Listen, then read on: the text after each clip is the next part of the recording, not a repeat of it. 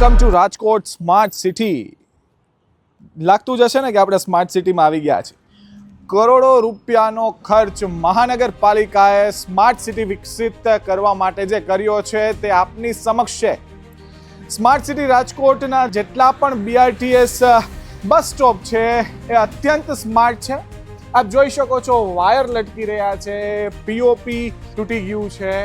આટલો કરોડો રૂપિયાનો ખર્ચ તંત્રએ જે કર્યો છે તે સંપૂર્ણ પાણીમાં. કોના માથે આ ખર્ચો, તે પણ સૌથી મોટો પ્રશ્ન હાલ ઊભો થયો છે. કરોડો રૂપિયાના વિકાસ કામોના ખાતમુહૂર્ત, લોકાર્પણ કરવા અને જે પ્રવર્તમાન જે પદાધિકારીઓ હતા માત્ર ને માત્ર ફોટા પડાવવામાં જ કહી શકાય કે મશગુલ રહ્યા, પરંતુ જે ખરો વિકાસ થવો જોઈએ, જે આ કરોડો રૂપિયાનું જે કહી શકાય કે જે ધોવાણ થઈ ચૂક્યું છે તેનો જો વિકાસ ખરા અર્થમાં કરવામાં આવ્યો હોત તો આજે આ પરિસ્થિતિ જોવા ન મળત અને રાજકોટની જનતાને ખરા અર્થમાં માળખાગત સુવિધાઓનો લાભ મળી શક્યો હોત. પરંતુ જેમ નામ આપ્યું છે સ્માર્ટ સિટી, તો કહી શકાય કે આ સ્માર્ટ સિટી જ છે.